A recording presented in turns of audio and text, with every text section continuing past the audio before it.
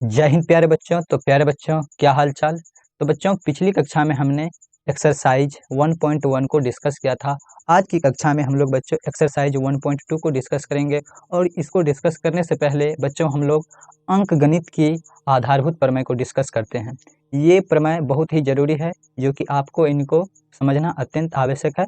और इन्हीं की सहायता से हम क्वेश्चन को भी करेंगे, जो कुछ उदाहरण है उनको भी समझेंगे, और इसके जो कंसेप्ट है उनको भी हम समझेंगे। तो बच्चों आइए, अगर आपने वो पिछली लेक्चर नहीं देखे हैं तो देख लीजिए, क्योंकि ये लेक्चर एक दूसरे के रिलेटेबल है। तो चलिए आज का लेक्चर हम लोग स्टार्ट करते हैं। क्वेश्चन तो बच्चों बाद में करेंगे, पहले हम लोग जो एक फंडामेंटल थ्योरम है उसको हम लोग डिस्कस कर लेते हैं, ठीक है, ताकि उनको डिस्कस करते हैं। तो फंडामेंटल थ्योरम यानी कि अंकगणित की आधारभूत प्रमेय को डिस्कस करने से पहले हम दो संख्याओं के बारे में जान लेते हैं, भाज्य और अभाज्य संख्या, यानी कि कंपोजिट और प्राइम नंबर। तो बच्चों भाज्य संख्या क्या होता है इसको हम लोग पहले डिस्कस करते हैं यहाँ पर, ठीक है। एक मैं ये आप लोग को शायद पता होगा, तो मैं एक बार रिकॉल करवा देता हूँ।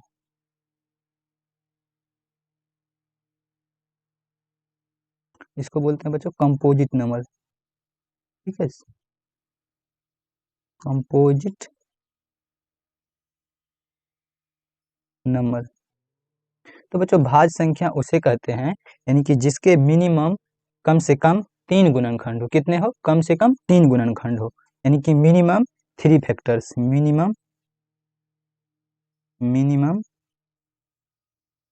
3 फैक्टर्स हो, कम से कम 3 गुणनखंड हो।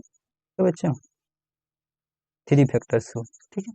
तो जैसे एग्जाम्पल के माध्यम से हम लोग समझते हैं, जैसे 4 हो गया बच्चों, तो 4 का जो पहला गुणनखंड 1 है, यानी कि 1 से भी 4 में भाग लगेगा, 2 से भी 4 में भाग लगेगा, और 4 से भी 4 में भाग लगेगा। तो बच्चों ये जो है सबसे स्मॉलेस्ट कंपोजिट नंबर है 4। फिर 6 हो गया, इसी करके आप ले सकते हैं।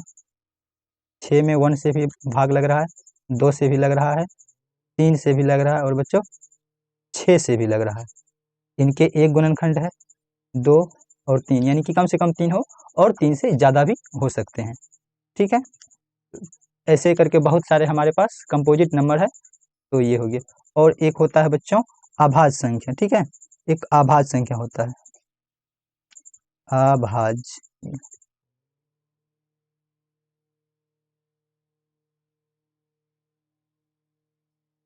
अभाज्य संख्या को तो इंग्लिश में बोलते हैं प्राइम नंबर, ठीक है, प्राइम नंबर, ठीक है। प्राइम नंबर क्या होता है? यानी कि वैसी संख्या जिसमें एक और स्वयं से भाग लगे, यानी कि इसके केवल 2 फैक्टर हो। तो बच्चों फैक्टर क्या होता है? फैक्टर वह संख्या होता है जो किसी भी संख्या को कंप्लीटली भाग लगा दे, यानी कि फैक्टर को हिंदी में बोलते हैं बच्चों गुणनखंड, ठीक है। जैसे एक संख्या 12 है और 4 है, यानी कि 4 जो है 12 को कंप्लीटली डिविजिबल कर देगा, तो 12 का फैक्टर 4 है। यानी कि वैसी संख्या जो किसी भी संख्या को कंप्लीटली भाग लगा दे, उसको हम लोग फैक्टर बोलते हैं, यानी कि गुणनखंड बोलते हैं, ठीक है। तो बच्चों यानी कि आभाज्य संख्या क्या होता है? आभाज्य संख्या वैसी संख्या जो एक और स्वयं से भाग लगे, यानी कि हम बोल सकते हैं which is only two factors, two factors. ये टू फैक्टर्स क्या होगा? ये टू फैक्टर्स होगा बच्चों, एक तो होगा वन और दूसरा होगा it self, one it self, यानी कि एक तो संख्या एक होगा और जो संख्या वो स्वयं होगा। जैसे 2 ले लो बच्चों, तो 2 जो है सबसे छोटी प्राइम नंबर, यानी कि स्मॉलेस्ट प्राइम नंबर, इसमें एक से ही भाग लगेगा और 2 से ही भाग लगेगा। और 1 और 2 के अलावा ऐसी कोई भी संख्या नहीं है जो 2 को भाग लगा सके। ठीक इसी प्रकार 3, 3 में 1 से ही भाग लगेगा और 3 से ही भाग लगेगा। इसी प्रकार 5 1 से लगेगा और 5 से लगेगा, 7 1 से लगेगा और 7 से लगेगा। तो बच्चों ऐसे करके कई हमारे पास प्राइम नंबर है। 1 से लेकर बच्चों ध्यान रखिएगा, ये आप शायद मैं आपको बता दिया होगा, 1 से लेकर जो 100 तक होता है, इसमें प्राइम नंबर की संख्या होता है 25, ठीक है बच्चों। इसको एक्स्ट्रा ऑर्डिनरी के लिए आप लोग ख्याल रखिए। 1 से लेकर 50 तक में 15 होता है, ठीक है, और 50 से लेकर 100 तक में 10 होता है। इसको आप बेसिक ज्ञान के लिए इनको याद रखिएगा तो अच्छा रहेगा, ठीक है। तो अब बच्चों हम लोग आते हैं बेसिकली जो मेन थ्योरम है उस पर हम लोग आते हैं, ठीक है। तो अंकगणित की आधारभूत प्रमेय, ठीक है बच्चों।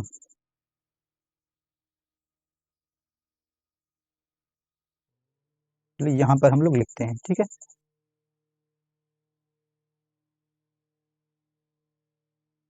अंक गणित की आधारभूत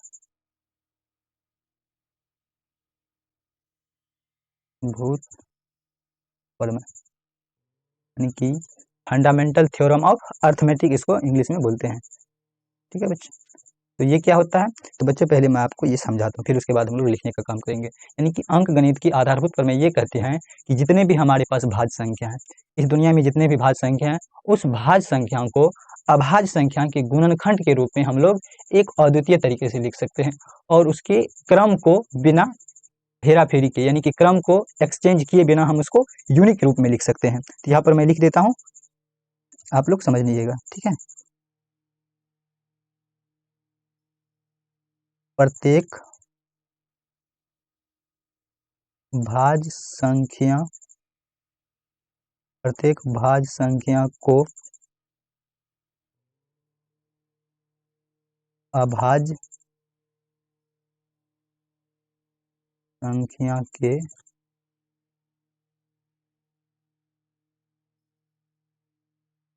प्रत्येक भाज्य संख्या को अभाज्य संख्या के गुणनखंड में उनको, यहाँ पर गुणनखंड नहीं बच्चे, गुणनफल यहाँ पे लिख दो, ठीक है।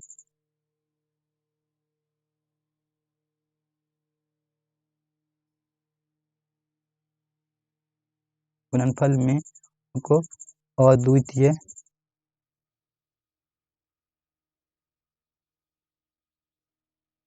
रूप से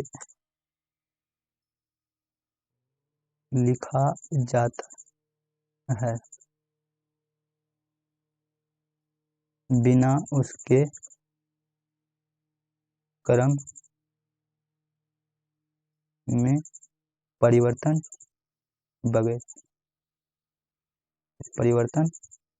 बगैर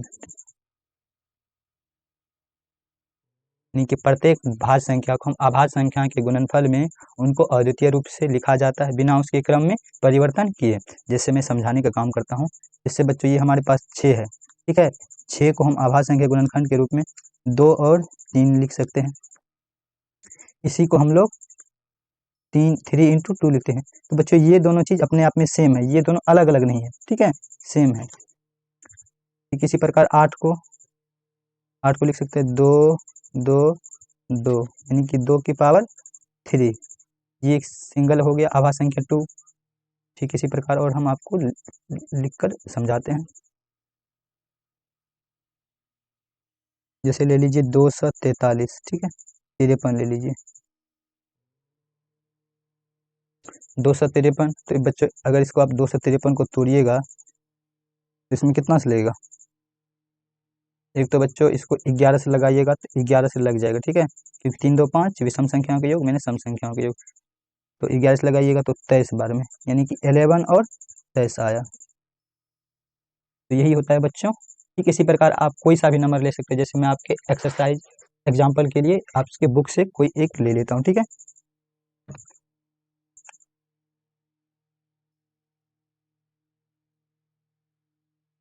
मैं आपको दिखा देता हूँ कहाँ पर। एग्जाम्पल के लिए जैसे हम लोग ले लेते हैं 82,832, ठीक है। जैसे और एक मिनट एग्जाम्पल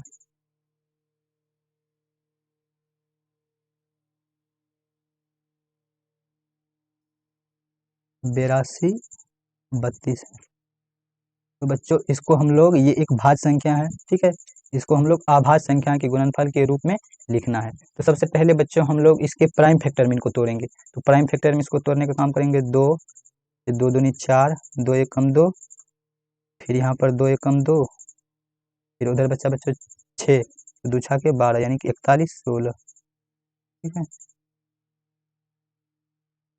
फिर यहाँ पर 2 से लगाएंगे, 2 दूनी 4, फिर यहाँ पर 1 आ गया, फिर नहीं लगेगा, फिर 0, 2 पंचा 10, फिर इधर 2 8 16, फिर यहाँ पर 2 से लगाएंगे, 2 एकम 2, 0, 2 दूना 4, फिर उधर बच्चों 1 हो गया, यानी कि 18, 2 नमा 18, फिर यहाँ पर लगाएंगे बच्चों अब 3 से लगाओ, 2 1 3, 3 ना 12, यानी कि बच्चों इसमें आपको डिविजिबिलिटी रूल का ज्ञान होना आवश्यक है कि 2 से विभाज्यता का नियम क्या है, 3 से विभाज्यता का नियम क्या है, 5 से विभाज्यता का नियम क्या है, 7 से विभाज्यता का नियम क्या है। तो तभी आप इसको प्राइम फैक्टर में तोड़ पाएंगे। जैसे चलिए मैं आपको यहाँ पर रिकॉल करवा देता हूँ, शायद आप लोग पिछली 2 से विभाज्यता का नियम ये कहता है बच्चों कि अगर किसी संख्या के अंतिम अंक क्या हो, तो अंतिम अंक यानी कि सम संख्या हो, अंतिम अंक सम संख्या अर्थात 0 2 4 6 8 हो, तो वो संख्या बच्चों 2 से अवश्य डिविजिबल होगा। 3 से विभाज्यता का नियम क्या कहता है बच्चों, उसके अंकों का योग 3 से भाग हो, अंकों का योग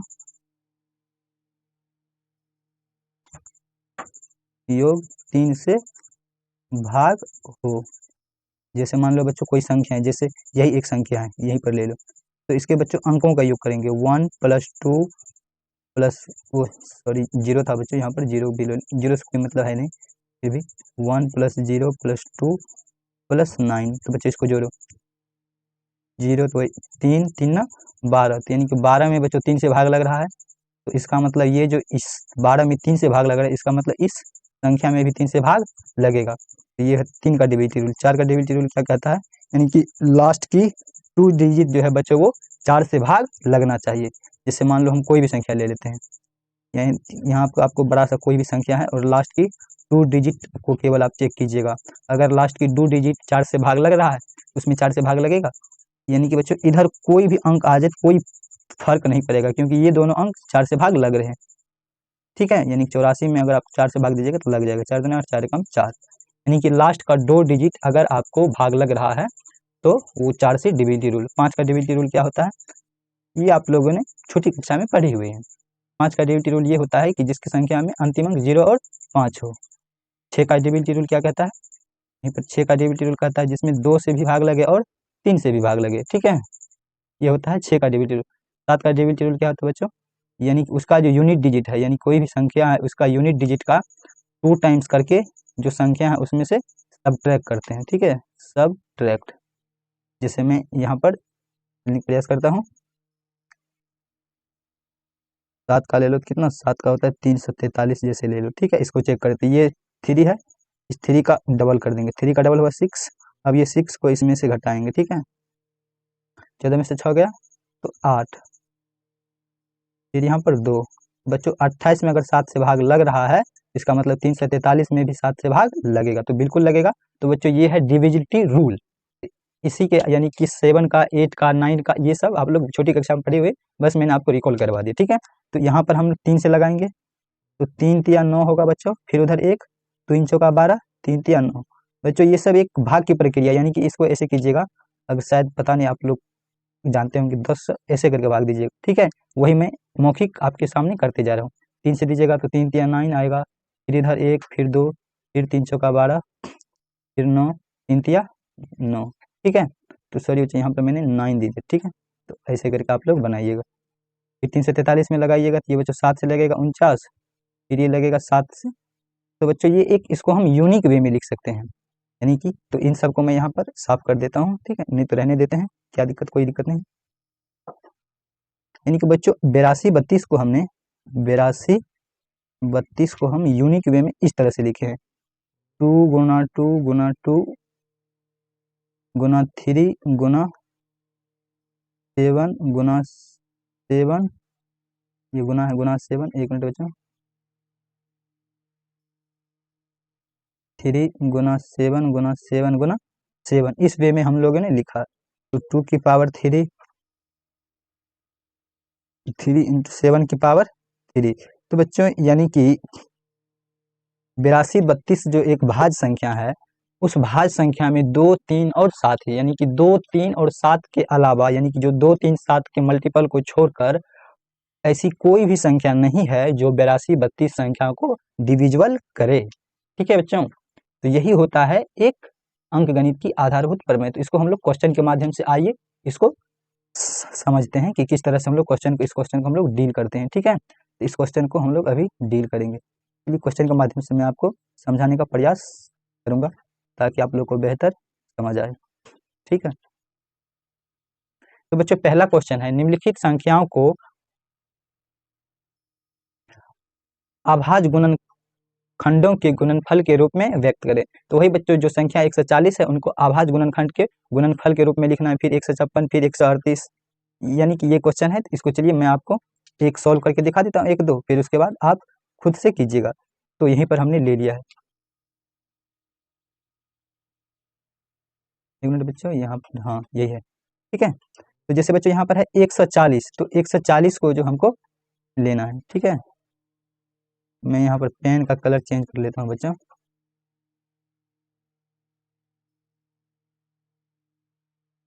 तो थोड़ा सा आप लोग वेट कीजिएगा, कोई हड़बड़ी की बात नहीं है, हम लोग आराम से सीखेंगे, कोई दिक्कत की बात नहीं, ठीक है। ये बच्चों यहाँ पर 140 है, तो 140 को हम लोग आभाज्य संख्या गुणनफल के रूप में लिखेंगे। तो वही काम करेंगे, इसको तोड़ने का काम करेंगे। 140 में सबसे पहले छोटी आभाज्य संख्या 2 से लगाएंगे, यानी कि ऐसे करके 2 से बच्चे यहाँ पर भाग दीजिएगा, यही 2 से तो भाग दीजिएगा, 2 7 14, ठीक है ना बच्चों। फिर यहाँ पर 0, तो फिर यहाँ पर भी 0, यानी कितना हुआ 70। फिर इसको 2 से लगाइएगा, 70 का आधा 35, फिर अब कितना से लगेगा बच्चों, अब बोलिएगा सर अभी आप 5 से लगा दीजिए 7। तो यही हो गया। 140 को आभाज्य गुणनखंड में ऐसे लिखेंगे, 140 इज इक्वल टू 2 गुना 2 गुना 5 गुना 7। इसी को आप ऐसे करके लिखिएगा, 2 का स्क्वायर 5 इंटू 7 में आप इसको तब्दील कर दीजिएगा। ठीक इसी प्रकार हम लोग 1 के 2 नंबर का 156 का हम लोग करते हैं, 156 तो हम लोग लिखेंगे यहाँ पर, इसको तोड़ लीजिए,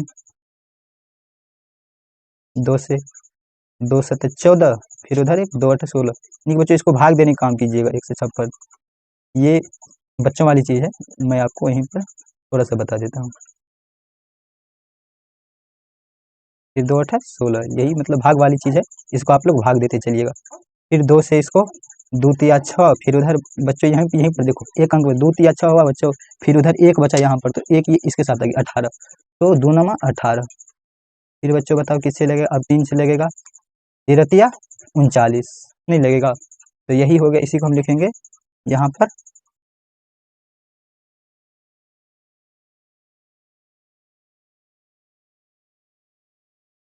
2 गुना 2 गुना 3 गुना 13, तो यही हुआ बच्चों, उनको आभाज्य संख्या के गुणनफल के रूप में लिखना। ठीक इसी प्रकार आप लोग इन क्वेश्चन को भी डील कर दीजिएगा। 38 25, चलिए एक और मैं कर देता हूँ, इसके बाद इन सब का ये सब आप कीजिएगा, ठीक है। उसके बाद 38 25 है, इसको मैं तोड़ देता हूँ, और उसके बाद सब लोग आप लोग का काम है 38 25 को तोड़ना है। यहाँ पर लिखेंगे 38 25, तो बच्चों यहाँ पर डिविनिटी रूल हम लगा के देखेंगे। यहाँ पर 2 से तो लगेगा नहीं, 5 से लगेगा। सबसे पहले 3 से चेक कर लेते हैं, 8 3 8 3 11 11 2 15 15 5 20, 3 से भी नहीं लगेगा, तो सीधे हम लोग अब 5 से लगाते हैं, ठीक है। तो 5 7 35, फिर उधर बच्चा बच्चों 3, यानी कि 32, 5 6 के 30, फिर उधर 2 5 25, ठीक है। फिर यहाँ पर देखो 7 6 7, 2 से तो लगेगा नहीं, 3 से 7 6 13 13 5 7 6 13 13 5 कितना होगा बच्चों 18, 7 6 13 13 5 18, तो एक मिनट बच्चों यहाँ पर चेक कर लो, शायद 5 से 5 7 35, ठीक है। एक मिनट 3 से लगा के देखो, 8 2 10 10 5 15, तो बच्चों यहाँ पर 3 से भी लग जाता, सॉरी मैंने 3 से नहीं लगाया, ठीक है। आप इसको 3 से भी लगा सकते हैं, सबसे पहले इसको 3 से लगा लो, ठीक है। 3 एकम 3, फिर उधर 3 दूना 6, इधर बचा 2, 3 7 21, फिर 3 5 15, फिर बच्चों लगा के देखो 3 से 2 1 3 3 5 8 7 15, फिर 3 से लगा के देखो, 3 चौका 12, 3 दूना 6, 3 5 15। अब बच्चे लगा के देखो, अब कितना 4 2 6 6 5 11, अब 3 से नहीं लगेगा, अब 5 से लगा के देखो, 5 8 40, फिर उधर 2 5 25, फिर अब फिर 5 से लगा के देखो, 17 5 85। तो बच्चों इस प्रकार आया, यानी कि इसको आप इस रूप में लिख सकते हैं, 3 into 3 into 5 into 5 into 5 into 17, यानी किसी को ऐसे करके S3 का पावर 2 है, यानी कि जितने हैं, फिर 5 का पावर 1 2 3 है, तो 5 का पावर 3 इंटू 17, यही हो गया। इसको हम लोग आभाज्य गुणनखंड के रूप में इन्हें बोलते हैं व्यक्त करना, यानी कि प्राइम, जो कि आप लोगों ने छोटी कक्षा में पढ़ी हुई है। ठीक है, तो अब हम लोग क्वेश्चन नंबर दूसरे पे आते हैं। उन क्वेश्चन को हम लोग करने का प्रयास करते हैं। ठीक है, तो चलिए। ओ माय गॉड, ये क्या है? तो चलिए बच्चों इसको हम साफ कर देते हैं। ठीक है, बच्चों कह रहे हैं पूर्णांकों के निम्नलिखित HCF और LCM ज्ञात कीजिए तथा इसकी जांच कीजिए कि दो संख्याओं का गुणनफल HCF और LCM है। तो बच्चों पिछली कक्षा में हम लोगों ने यूक्लिड विभाजन की सहायता से HCF की गणना की थी, और LCM तो आप लोग बचपन से निकालते आ रहे हैं, तो इसमें तो कोई दिक्कत की बात नहीं। और बच्चों हाँ, ये प्रॉपर्टीज आप ध्यान रखिएगा, मैंने अभी डिस्कस नहीं कराया कि बच्चों कोई भी दो संख्या है और दो संख्या का गुणनफल जो होता है, तो यहाँ पर मैं लिख देता हूँ। मान लीजिए ये कोई दो संख्या A और B, इन दो संख्या का गुणनफल जो होगा ये बच्चों HCF ऑफ AB, यानी कि संख्या AB का HCF और LCM ऑफ AB, यानी कि उन दोनों संख्या की HCF और LCM को अगर आप मल्टीप्लाई कीजिएगा तो जो दोनों संख्या गुणनफल आएगा वो सेम आएगा। ठीक है, ये कहने का मतलब इस प्रॉपर्टीज को ध्यान रखिएगा।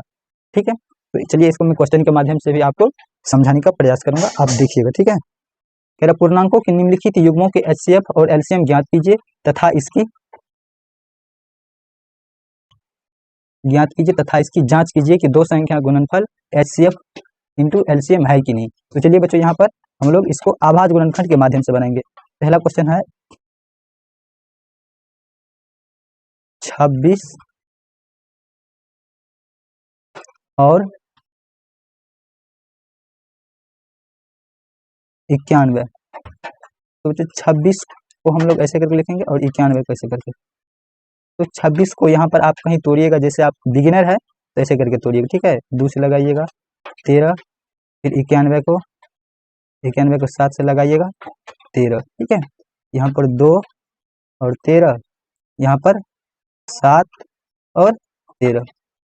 तो बच्चों आप लोगों ने छोटी कक्षा में पढ़ी हुई है कि HCF जो होता है उनके अभाज्य गुणनखंडों में जो कॉमन गुणनखंड होता है वही HCF होता है। इसको हम लोग बोलते हैं गुणनखंड विधि से HCF निकालना। जो कॉमन गुणनखंड होता है वही होता है संख्याओं का HCF। तो बच्चों यहाँ पर क्या कॉमन आपको नजर आ रहा है? तो बोलिएगा सर जी यहाँ पर कॉमन तो हमको जो है ये 13 नजर आ रहा है, जो सबसे बड़ी गुणनखंड है ये 13। तो ये 13 जो नजर आ रहा है तो बच्चों यही होगा इनका HCF, यानी कि HCF इसका कितना आ जाएगा? 13 आ जाएगा। HCF 13 आ जाएगा। अब LCM क्या होगा बच्चों? तो ये भी ध्यान से समझिएगा। LCM जो होता है बच्चों किसी भी संख्याओं का, वो सबसे मैक्सिमम पावर को लीजिएगा। सबसे मैक्सिमम पावर कितना पावर? सबसे मैक्सिमम पावर को आप LCM में लीजिएगा। जैसे यहाँ पर 13 तो रह गया, ठीक है, तो 13 तो कॉमन आ गया, 13 को कॉमन, और इसके अलावा जो भी रह गया, जैसे 2 रह गया और 7 रह गया, तो यही इसका आ जाएगा LCM आ जाएगा। ठीक है बच्चों, तो इसको आप लोग मल्टीप्लाई कर लीजिए। 13 गुना 7 दूना 14, तो इसको आप लोग मल्टीप्लाई कीजिए। कितना होगा बच्चों? 13 गुना 13 होता है 169। 169 सॉरी, ये क्या हो रहा है? 169 प्लस 13। ठीक है, 9 3 12 का 2 हासिल 1 6 1 7 1 8, 182।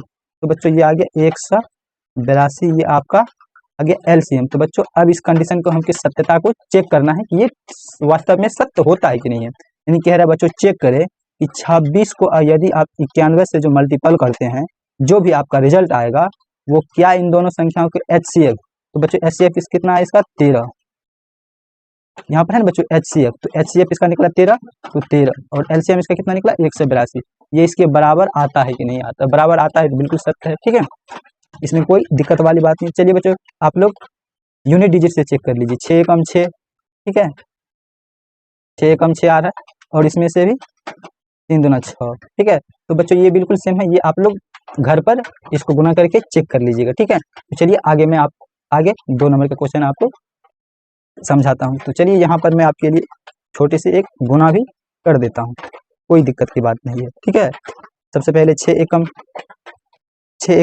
6 हो गया बच्चों, फिर इसको ऐसे करके डायरेक्ट मल्टीपल 2 न छा के 54 है ना बच्चों, 2 हुआ, फिर न छा के 54, तो 54 2 कितना हुआ? 56। 56 का बच्चों 6 हासिल 5, फिर 9 दूना 18, 18 5 18 2 20 23, तो कितना बच्चों?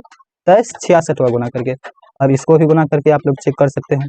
ठीक है, 13 से 13 दूना 26 के 6 हासिल 2 हुआ, फिर बच्चों फिर 13 चारों तरफ से 13 चारों तरफ से, यानी कि 104 और फिर 2 106, फिर उधर कैरी बच गया 2 10, 13 कम 13 10 23। तो ये बच्चों ये बिल्कुल ठीक है।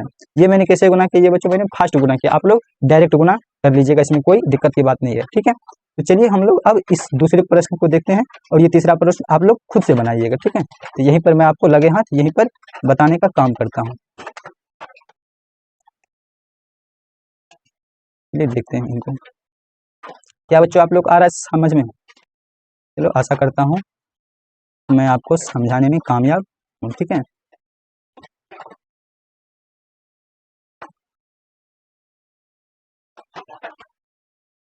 यहाँ पर एक मिनट मैं बच्चों क्वेश्चन यहाँ पर देख लेता हूँ, ठीक है। क्या क्वेश्चन है? 510 और 92, ठीक है बच्चों। कितना? 510, यहाँ पर है बच्चों 510, ये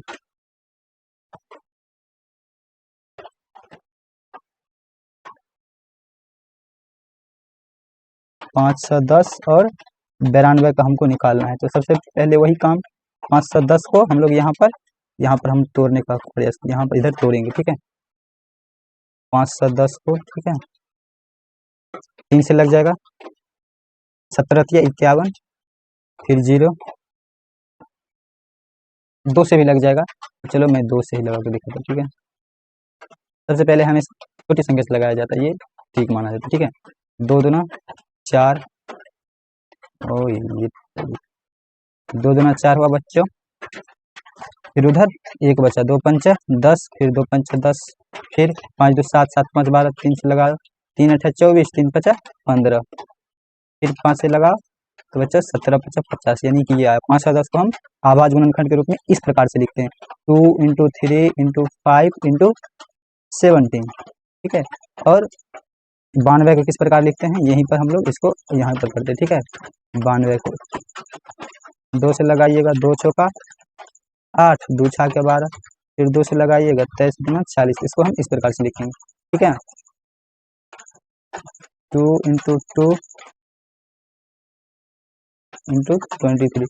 बच्चों इसमें आप इसको कॉमन ढूंढिए कि इसमें सबसे कॉमन क्या है, या इसी को आप लोग ऐसे लिख सकते हैं 2 की पावर 2 इंटू 23, नहीं लिख सकते इसी को हम ऐसे भी लिख सकते हैं। तो बच्चों इन दोनों में आप कॉमन ढूंढिए।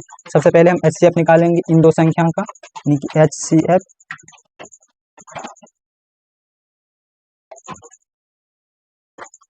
ये बच्चों ये रिप्रेजेंट करने का तरीका है कि HCF ऑफ 510 और 92 का कितना होगा, ये लिखने का एक तरीका है, ठीक है। तो यहाँ पर देखिए इस दोनों में क्या कॉमन आपको मिल रहा है, तो बोलिएगा सर जी इस दोनों में तो कॉमन हमको केवल और केवल कॉमन 2 मिल रहा है, 2 मिल रहा है कॉमन, तो यही 2 आ गया इनका HCF आ गया, ठीक है। यही 2 इनका HCF आ गया। अब LCM कैसे निकालेंगे बच्चों?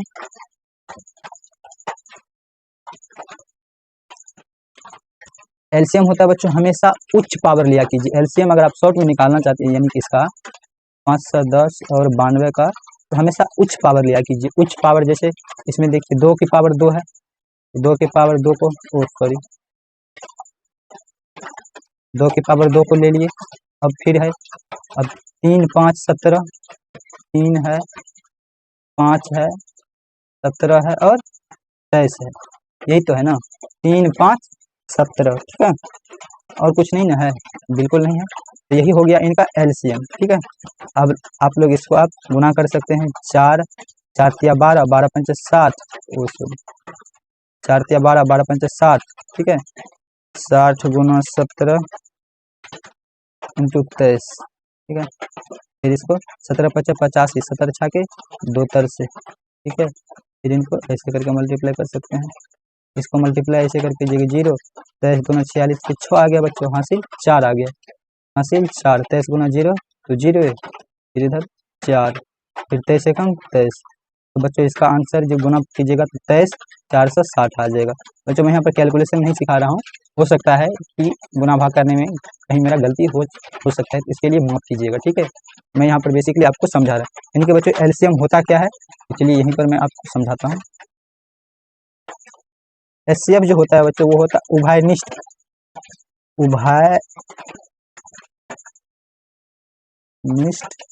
गुणनखंड, उभयनिष्ठ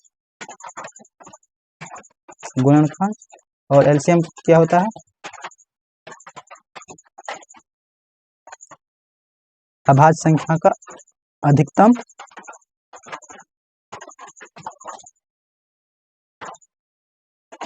घातांक, ठीक है, यानी कि अधिकतम घातांक को लेंगे, फिर इसके बाद जो जो संख्या छूट गया है उनको रिपीट कर देंगे। तो चलिए अब इसकी हम लोग सत्यता को चेक करते हैं कि वास्तव में इतना होता है कि नहीं होता है, ठीक है।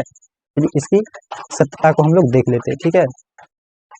यानी कि 510 गुना 92 कीजिए, यानी कि 510 गुना 92, ये जो आना चाहिए आपको, इसका एलसीएम, एचसीएफ आया है 2, इसका एलसीएम आया है 23407। तो इसकी सत्यता को हम लोग चेक करते हैं। तो चेक कर लीजिए बच्चों, इसको 0 आया, ठीक है। अब इसको आप लोग दुगुना कर सकते हैं, 2 एकम 2, ठीक है बच्चों, 2 एकम 2, फिर इधर 5 दूना 10, फिर 9 एकम 9, 10 ना 19 का 9 आया बच्चों, हासिल 1, 9 5 45 से 46, इतना आ जाएगा, तो 46 920, ठीक है।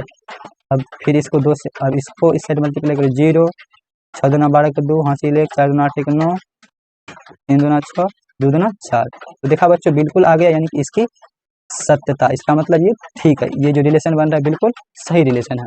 इसी प्रकार आप इन प्रश्नों को सॉल्व कीजिएगा। ये आप लोग के लिए होमवर्क रहा कि 510 और ये 336 और 54 का आप लोग खुद से कीजिएगा, ठीक है। तो अब हम लोग आगे की प्रश्न की ओर बढ़ते हैं। आगे का प्रश्न क्या है वो भी हम लोग देख लेते हैं, ठीक है।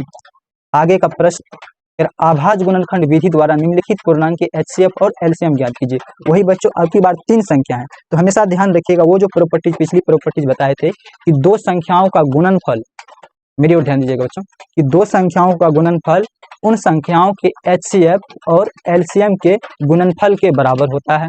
लेकिन 3 संख्याओं में ऐसा बिल्कुल भी नहीं है, केवल 2 ही संख्याओं में ऐसा संभव है। तो इस एग्जाम्पल को भी, इस क्वेश्चन को भी हम लोग करते हैं। तो कह रहा है 12, 15 और 21 का अभाज्य गुणनखंड विधि द्वारा पूर्णांकों के एचसीएफ और एलसीएम ज्ञात कीजिए, यानी कि अभाज्य गुणनखंड विधि द्वारा।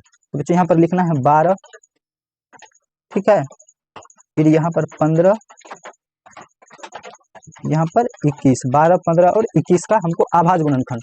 तो बिल्कुल 12 को हम लोग अभाज्य गुणनखंड में तोड़ेंगे, ठीक है। यहाँ पर आप लोग तोड़िएगा 12 को, थोड़ा सा मैं दूर लेके चलता हूँ बच्चों। मैं बिल्कुल बेसिक से 0 से स्टार्ट कर रहा हूँ ताकि किसी को भी दिक्कत ना हो सकता है ये आप लोग जानते होंगे, बिल्कुल जानते होंगे।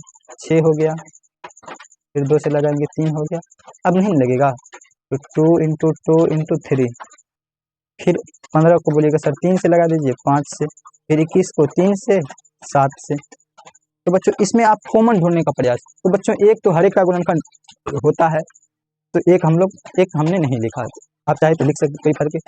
अब इन तीनों में कॉमन ढूंढिए, यानी कि इन तीनों में जो कॉमन होगा वही एलसीएम एचसीएफ होगा, सर वही एचसीएफ होगा। एचसीएफ क्या होता है, उभयनिष्ठ गुणनखंड, यानी कि जो जितनी भी संख्या है, जितने भी संख्या का एचसीएफ निकालने को बोल रहा है उनमें सबसे आपको उभयनिष्ठ को ढूंढना है, जो उभयनिष्ठ है वही उसका एचसीएफ होगा, ठीक है। इसमें उभयनिष्ठ देखिए क्या है, उभयनिष्ठ बोलिएगा सर इसमें तो 3 आ रहा है, यहाँ से 3 को लपेट लीजिए सर, यहाँ से भी 3 को लपेट लीजिए, यहाँ भी 3 को, यहाँ भी सर 3 को लपेट लीजिए, तो यही जो होगा यही होगा, ठीक है। यानी कि इसका जो बच्चों एचसीएफ आएगा, यहीं पर मैं लिख रहा हूँ एचसीएफ जो आएगा इन 3 संख्याओं का, ठीक है। इसको ऐसे 12, 15, ठीक है, 21, इसको अब मैं रफ मिटा देता हूँ, ठीक है। इसका कितना आएगा एचसीएफ बोलिएगा सर, इसका एचसीएफ 3 आएगा। अब एलसीएम क्या आएगा, एलसीएम जो आएगा इसका 12, 15, 21 का एलसीएम, जो सबसे मैक्सिमम पावर है, जैसे 12, ठीक है, मैं समझाने यहाँ पर ध्यान से समझिएगा। 12 के मैक्सिमम पावर हम लोग क्या लिख सकते, 2 की पावर 2 इंटू 3, फिर 15 को 3 इंटू 5, फिर 21 को 3 इंटू 7, ये लिखेंगे। तो बच्चों जो भी मैक्सिमम पावर है उस मैक्सिमम पावर को लिख लेंगे, फिर उसके बाद एक एक करके संख्या को हम लोग रिपीट करते चलेंगे।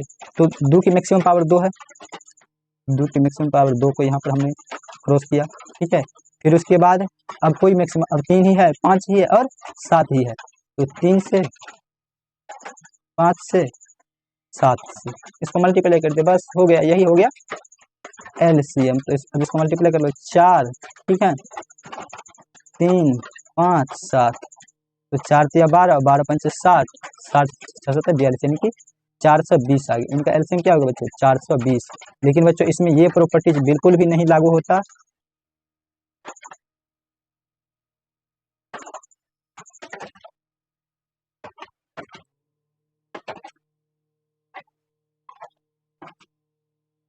ये प्रॉपर्टीज बच्चों इसमें बिल्कुल भी लागू नहीं होता है, ठीक है बच्चों, ये प्रॉपर्टीज इसमें बिल्कुल भी लागू नहीं होता है, ठीक है। यानी कि ये 3 अंकों वाली संख्या में ये प्रॉपर्टी नहीं लागू होते, केवल 2 ही में ये लागू होता है। तो आप लोग इसको ध्यान रखिएगा कि 3 में लागू नहीं होता है, ठीक है। आई होप लोग कि आप लोग समझ गए होंगे, ठीक।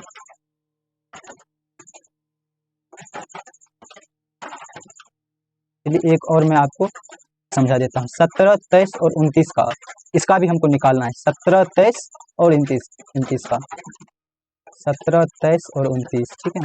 यहीं पर हम लोग निकालने पे लगे हाथों।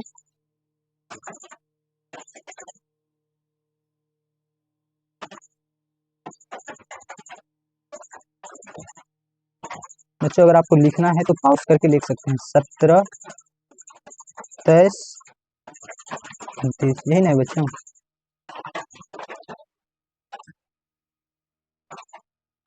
17, 23, 29। तो बच्चों यहाँ पर एक चीज आपने ऑब्जर्व किया कि 17, 23, 29, तो ये तो अपने आप में क्या है? प्राइम नंबर है, यानी कि आभाज्य संख्या है। तो इसको तो हम तोड़ नहीं सकते हैं, और यानी कि 1 गुना 17 लिख सकते हैं, 1 गुना 23 लिख सकते हैं, 1 गुना 29 लिख सकते हैं। बच्चों हमेशा 2 या 2 से अधिक जितने भी आपके प्राइम नंबर है उनका एचसीएफ हमेशा 1 होगा, ये आप ध्यान रखिएगा। एचसीएफ हमेशा 1 ही होगा, क्योंकि उसमें 1 के अलावा कोई भी पार्ट कॉमन होगा ही नहीं।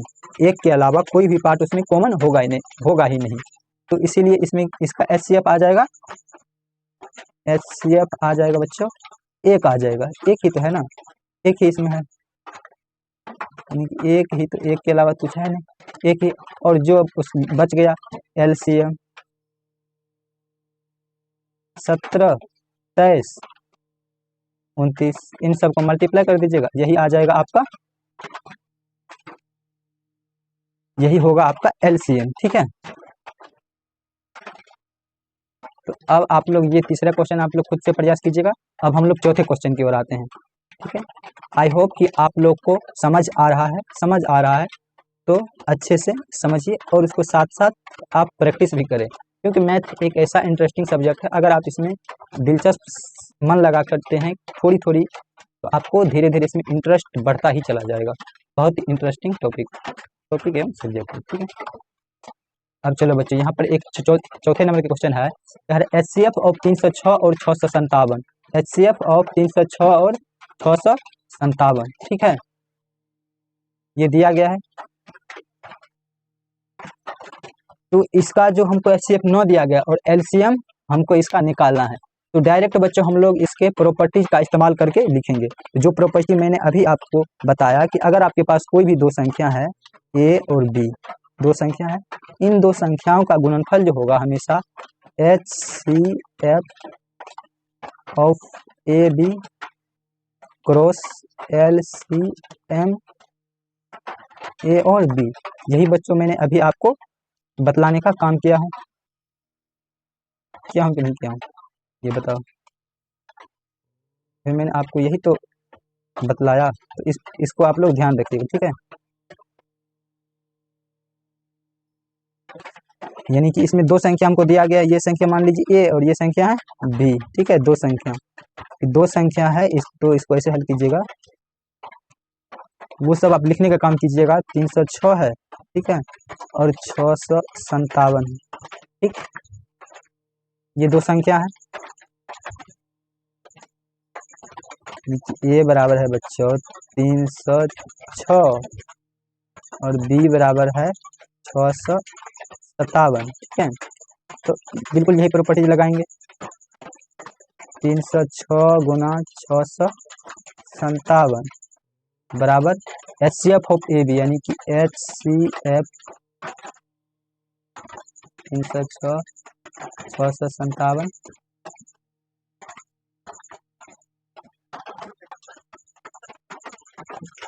ऐसे करके, और इसका जो मान दिया गया आपको दिया गया है, कितना दिया गया है, इसका मान आपको दिया गया 9 दिया गया है, यानी कि 306 हो जाएगा 657 9 क्रॉस LCM 306 इंटू 657, मतलब ये रिप्रेजेंट करने का तरीका, ये लिखना जरूरी नहीं, बस मैं आपको ये बता दे रहा हूँ, ठीक है।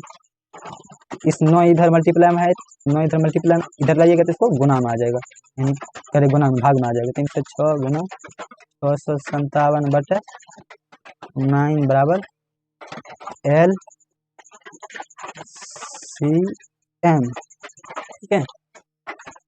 306 और 657 का, तो 9 से इसको डिविजिबल कर दीजिए, जैसे ये 9 से कट जाएगा, 9 तिया 27, फिर उधर 3 9 चौका 36, तो 34 बार में ये कट गया, यानी कि इसका जो LCM आया बच्चों, यानी कि LCM जो आपको फाइनली आया, LCM 306 और 657 का LCM आपको 34, ठीक है, और 657 के ये आ गया आपको LCM आया, इसको आप लोग गुना कीजिएगा, ठीक है, तो आपका आ जाएगा, इसमें कोई दिक्कत की बात नहीं है, ठीक है। तो ये तो रहा 4 नंबर क्वेश्चन, ठीक। तो चलिए अब हम लोग 5वें नंबर क्वेश्चन की ओर चलते हैं। 5वें नंबर के क्वेश्चन, ये भी क्वेश्चन का आप लोग ध्यान से समझिएगा बच्चों, बहुत आसान क्वेश्चन है। कह रहे जांच कीजिए कि क्या किसी प्राकृतिक संख्या n के लिए संख्या 6n अंक 0 पर समाप्त हो सकती है। कह रहे कि बच्चों की कोई भी आपके पास नंबर दिया गया, ठीक है, ये मेरा कोई भी नंबर इस रूप में दिया गया है 6 की पावर n के रूप में, जहां बच्चों जहां n क्या है, प्राकृतिक संख्या है, जहां n प्राकृतिक संख्या है, n जहां प्राकृतिक संख्या है, तो कह रहे n का कोई ऐसा मान होगा जो हम 6 पे रखेंगे तो उसको 0 दे देगा। तो चलिए इसको पहले हम लोग पुट करके देखते हैं, ठीक है, पुट करके इसको हम लोग देखते हैं, तब मैं इसको पीछे का आपका कंसेप्ट भी समझाऊँ। यदि n बराबर हम लोग 1 लेते हैं, n बराबर 1 लेते हैं, तो बच्चों n बराबर कितना आ जाएगा, 6 का पावर 1 6 आ जाएगा। यदि n बराबर 2 लेते हैं, यदि n बराबर 2 लेते हैं तो 6 का पावर कितना आ जाएगा बच्चों, 36, 6 का पावर 2 यानी कि 36, और ये संख्या 0 पर नहीं समाप्त होगी, यानी कि ये भी नहीं होगा, ठीक है। फिर n बराबर हम लोग 3 लेते हैं, 3 लेंगे तो 6 का पावर 3, 6 का पावर 3 होगा बच्चों 2 × 16, यानी कि बच्चों 6 का पावर आप कुछ भी कर लीजिए, उसका जो इकाई अंक आएगा वो 6 ही आएगा, यानी कि 0 पर समाप्त नहीं होगा, ठीक है। इसका हम लोग तो प्रैक्टिकल देख लिए, लेकिन इसका मेन कंसेप्ट क्या है वो मैं आपको समझाता हूँ, तो ध्यान दीजिएगा बच्चों। एक चीज ध्यान दीजिएगा, कोई संख्या 0 पर तभी समाप्त होगा जब उन संख्याओं के अभाज्य गुणनखंड में 2 और 5 हो, यानी कहने का मतलब ये है कि कोई संख्या 0 पर तभी समाप्त होगी, यानी कि उसके अंत में 0 तभी आएंगे जब उस संख्या का अगर हम अभाज्य गुणनखंड करेंगे तो या तो 2 मिले या 5 मिले, लेकिन बच्चों सिंगल नहीं, केवल 2 ही मिले नहीं, 2 और 5 दोनों मिले, ठीक है, दोनों मिले तभी होगा। जैसे हम 6 का यहाँ पर हम बच्चों अभाज्य गुणनखंड करेंगे तो 6 का अभाज्य गुणनखंड 2 और 3, तो यहाँ पर तो 5 हमको मिला नहीं, तो यहाँ पर लिखेंगे बच्चों, चूंकि 6 के अभाज्य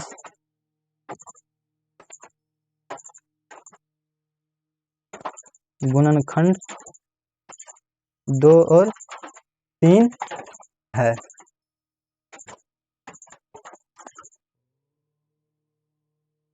2 और 3 है, इसीलिए 6n अंक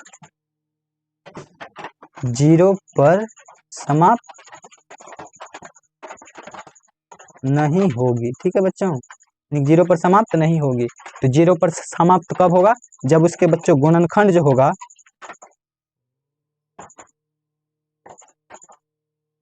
तो गुणनखंड जो होगा उसके गुणनखंड में 2 और 5 होगा, जैसे मैं समझाने का प्रयास करता हूँ, ठीक है। इसके कई माध्यम से आपको इस एग्जाम्पल के, जैसे मान लो ये बच्चों कोई, ठीक है,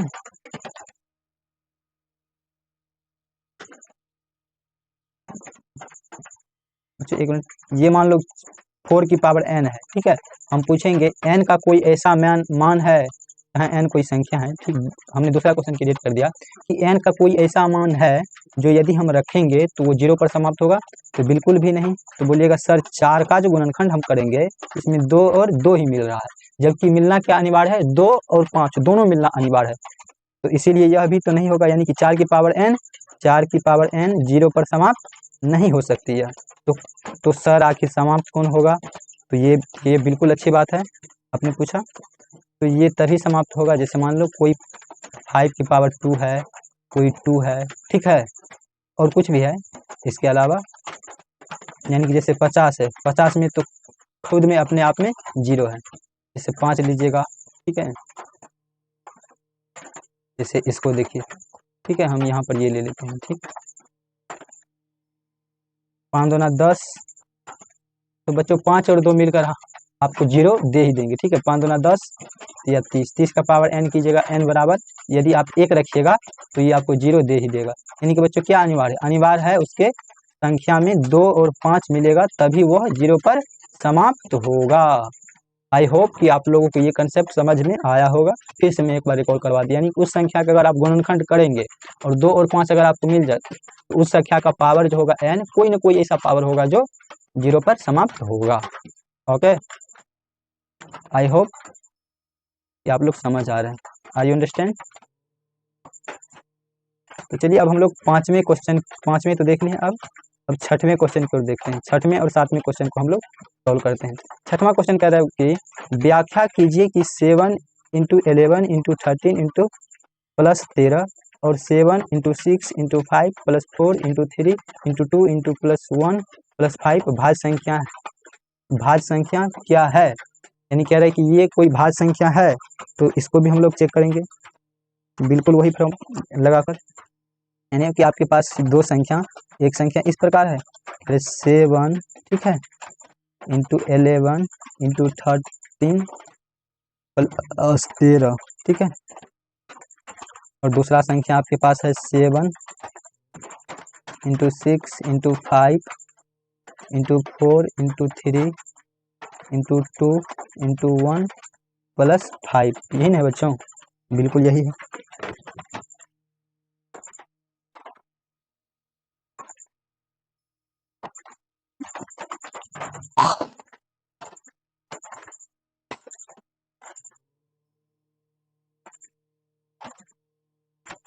तो यही है, तो चलिए इसको अब हम सॉल्व करते हैं, ठीक है, देखते हैं यहाँ पर भी। तो बच्चों ये दोनों संख्या है, कह रहा है ये दोनों संख्या व्याख्या कीजिए कि ये आपस में भाज्य संख्या क्या है। तो चलिए इसको भी हम लोग चेक कर लेते हैं क्या ये भाज्य संख्या है। तो बच्चों इस दोनों में आपको क्या कॉमन मिल रहा है, सर बोलिए इसमें 13 कॉमन है, तो 13 को हम लोग इस प्रकार कॉमन ले लेते हैं, तो 7 इंटू 11 हो गया, नहीं हो गया बच्चों, हुआ कि नहीं, 13 कॉमन है तो, और प्लस 1 हो कि नहीं, 13, ये कितना हुआ बच्चे, 11 से 77, 1 78, तो बच्चों 13 तो अभाज्य संख्या है, लेकिन 78 बच्चों क्या है, एक भाज्य संख्या है कि नहीं, ये भाज्य संख्या है, 13 इंटू 6 में टूट रहा है और इसमें 1 से तो लगभग करेगा, ठीक है, और मतलब कई सारे, तो यह भाज्य संख्या है लिखिएगा, क्योंकि 13 एक अभाज्य संख्या है जबकि 78 एक भाज्य संख्या है, इसीलिए यह प्रोडक्ट जो है यह एक भाज्य संख्या है। ठीक इसी प्रकार अब हम लोग इसको भी चेक करते हैं, इसको कह रहे 7 6 5 4 3 2 1 प्लस 5, यह भाज्य संख्या है कि नहीं है बच्चों, इसमें भी आप 5 कॉमन लीजिए, 5 कॉमन लीजिएगा तो 7 आ जाएगा, 6 आ जाएगा, 4 3 2 और 1 तो आएगा ही, प्लस यहाँ पर भी 1 आएगा। बच्चों बोलिएगा सर 5 तो अभाज्य संख्या है, अब इसमें देखो बच्चों यहाँ पर एक चीज इंपॉर्टेंट है, अब इसको यहाँ पर तो आपको मल्टीप्लाई करना पड़ेगा, नहीं करना पड़ेगा, यहाँ पर आपको मल्टीप्लाई करना पड़ेगा, बोलो कैसे, तो चलो यहाँ पर हम लोग देखते हैं। 7 को आप लोग क्या लिख सकते हैं, 7 छक्का 42, 7 छक्का 42 देखो ऐसे कर बच्चों, रात हो गई और बारिश अभी हो रही और मैं लेक्चर आप लोगों के लिए रिकॉर्ड कर रहा हूँ, ठीक है। 7 छक्का 42, 42 चौका, ठीक है। यहाँ पर हम लोग बना कर लेते हैं 7 छक्का 42, ठीक है। 42 चौका 4 गुना 8, 4 दो 168, फिर 168 गुना 6, अच्छा 48 के 8 हासिल 4, 96 4 1008 नहीं होगा बच्चों, 96 4 100 प्लस एक भी है ना, यानी कि 1009 आया बच्चों। अब चेक करो 1009 जो है क्या यह अभाज्य संख्या है? 5 तो अभाज्य संख्या है और 1009 क्या अभाज्य संख्या है? तो इसके बच्चों आपको इसको चेक करना पड़ेगा, ठीक है। बच्चों एक प्रॉपर्टीज आप लोग यहाँ ये प्रॉपर्टी सीखिए जो मैं आपको बता रहा हूँ, जो कि काफी इंपॉर्टेंट है, क्योंकि कोई भी अभाज्य संख्या जो होगा, ये एक अभाज्य संख्या है, कोई भी अभाज्य संख्या जो होगा बच्चों वो 6 की पावर n प्लस माइनस 1 के रूप का होता है। तो बच्चों ये थोड़ा आप लोगों की सीढ़ी से ऊपर ऊपर जाएगा, लेकिन मैं जो कहना चाह रहा हूँ वो समझिएगा। कोई भी अभाज्य संख्या 6 के पावर n प्लस माइनस 1 के रूप का होता है, ठीक है बच्चों।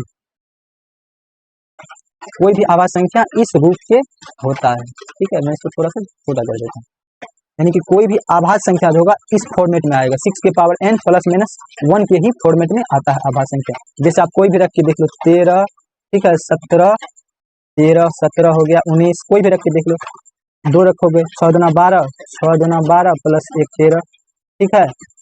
3 रख के देखो, 3 रख के देखो, 6 के 18 प्लस माइनस 1, यानी कि 6 18 एक 19 और एक 17 होगा, यानी कि इस फॉर्मेट में होगा।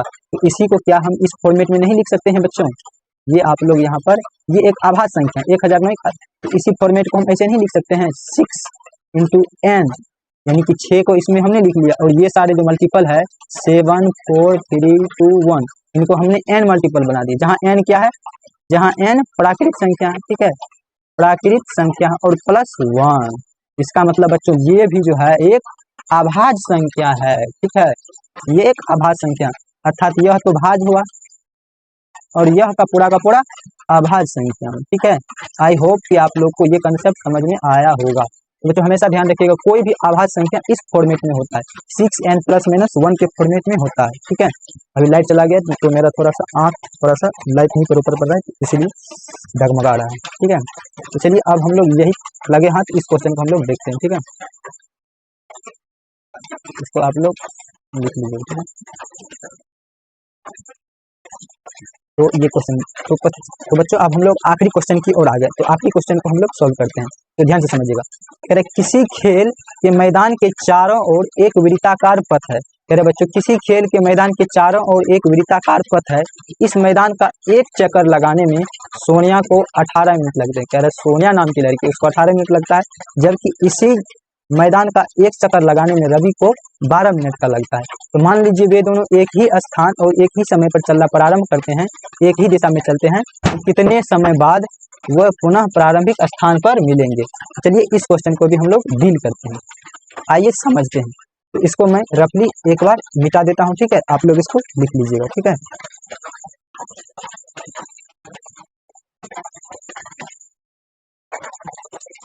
एक मिनट लगेगा, मैं साफ कर देता हूँ, ठीक है। ये भी क्वेश्चन बच्चों बहुत ही शानदार क्वेश्चन है, इसको भी आप लोग समझने का प्रयास कीजिएगा, ठीक है।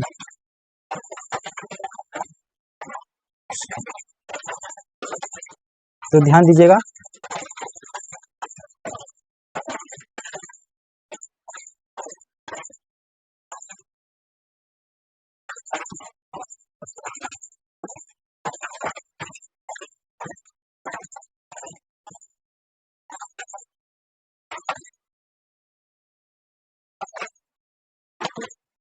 मेरे बच्चों ये एक मान लीजिए ये एक वृत्ताकार पार्क है, यहाँ से जो है दो व्यक्ति यहाँ से स्टार्ट किया दौड़ना, ठीक है।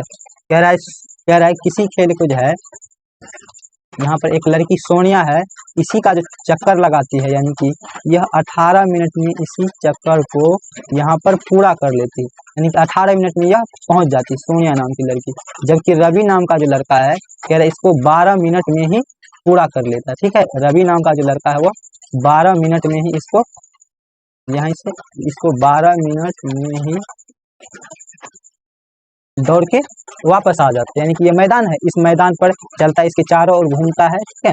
तो सोनिया को 18 मिनट लगता है, जबकि रवि को 12 मिनट लगते हैं, यानी कि एक चक्कर लगाने में। तो बच्चों इस क्वेश्चन को ध्यान से आप समझिएगा प्रैक्टिकली कि बच्चों ये सोनिया रवि को 12 मिनट ही लग रहा है, रवि को पूरा का पूरा चक्कर 12 मिनट ही लग रहा है, जबकि सोनिया को 18 मिनट लग रहा है। यानी कि जब रवि है, ठीक है बच्चों, जब रवि 12 मिनट में यहाँ पर पहुंच गया होगा, मैं एक मिनट समझाने को ध्यान से समझिएगा। जब रवि 12 मिनट में यहाँ पर पहुंच गया होगा तो सोनिया जो होगा कहीं ना कहीं बच्चों उनसे तो पीछे होगा, क्योंकि इनको 18 मिनट लगा है। सोनिया कहीं ना कहीं ये यहाँ पर ये अपने डेस्टिनेशन पर पहुंच गया, जबकि सोनिया मान लो यहीं पर होगा, ठीक है।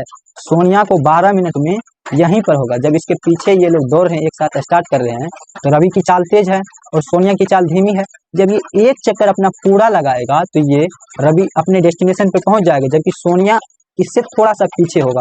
यानी कि इतना जो डिस्टेंस है बच्चों, इतना जो डिस्टेंस है प्रत्येक चक्कर में सोनिया क्या कर रही है, इतना जो डिस्टेंस, ये जो आर्क बन रहा है, इतना डिस्टेंस प्रत्येक चक्कर में सोनिया कम दौड़ रही है।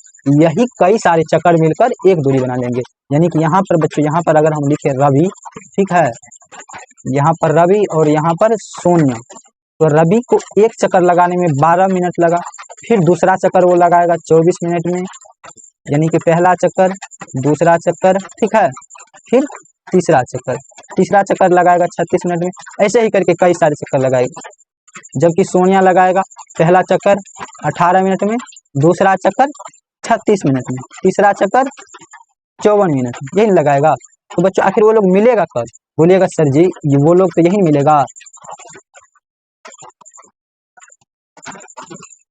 वो लोग तो यही मिलेगा 36 पे में ही मिलेगा। यानी कि जब रवि 3 चक्कर लगाया होगा, जो सोनिया का होगा वो दूसरा ही चक्कर होगा। कहने का मतलब ये है बच्चों कि ये जो डिस्टेंस है, ये सारे जो डिस्टेंस है, ये सारे डिस्टेंस जुड़ कर, ठीक है, ये कई सारे डिस्टेंस जुड़ कर इसमें एक चक्कर बना लेंगे, ठीक है।